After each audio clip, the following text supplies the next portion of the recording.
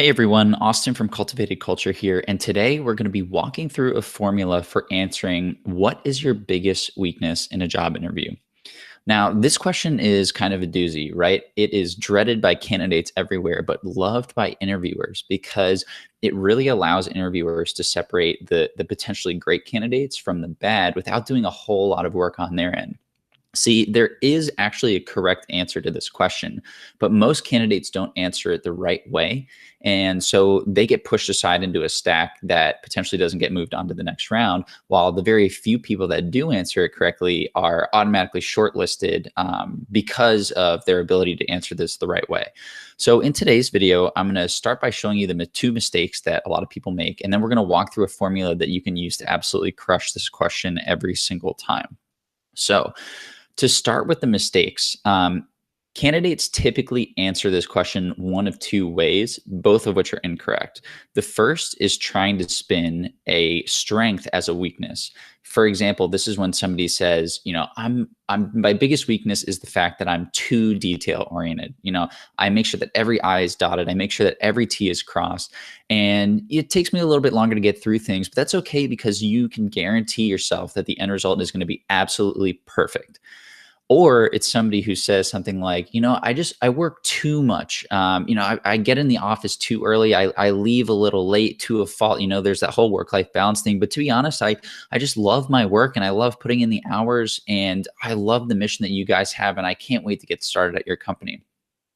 Neither of those come off as the right way, although the intention is good. And we'll talk about how to spin a strength as a weakness in just a second.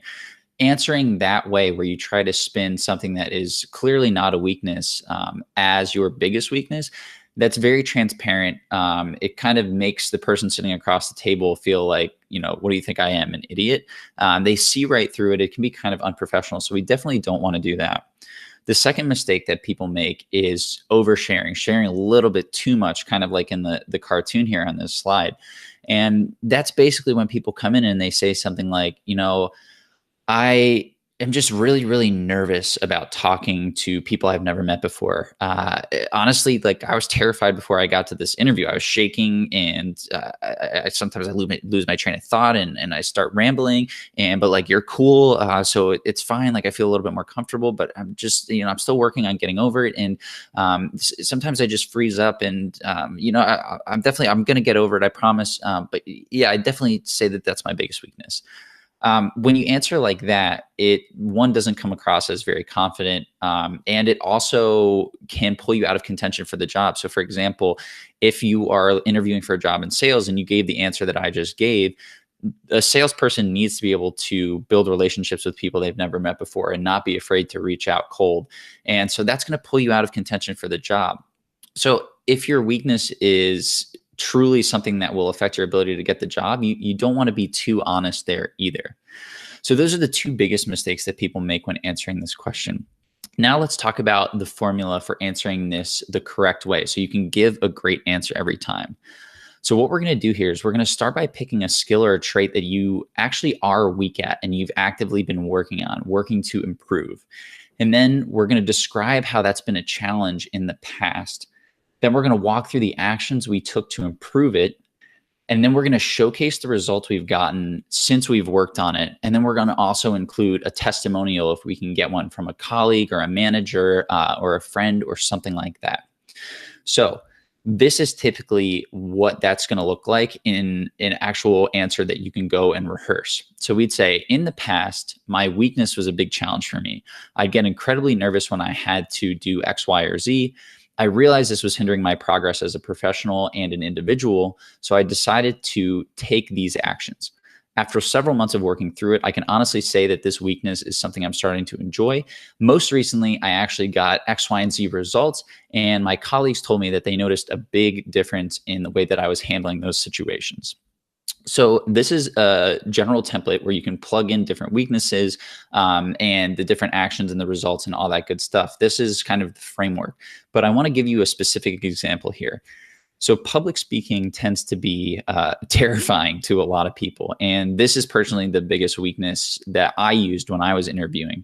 So I'll give you an answer using public speaking as the example here, and then plugging it into that framework from the previous slide. So here's what I'd say. I'd say in the past, public speaking was a huge challenge for me. I'd get incredibly nervous when I knew I had to get up and speak in front of a crowd. I realized this was hindering my progress as an individual and a professional, so I decided to take action. I hired a speaking coach, and I went and asked my manager to allocate 10 minutes in our monthly team meeting where I could present on something in front of everybody. After a few months of working through my speaking issues, I can honestly say it's something that I'm starting to enjoy.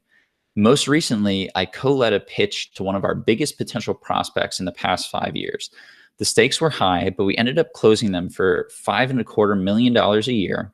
And after the deal was signed, our senior salesperson came to me and told me that my narrative on X topic was what really sealed the deal. We wouldn't have been able to close them without it.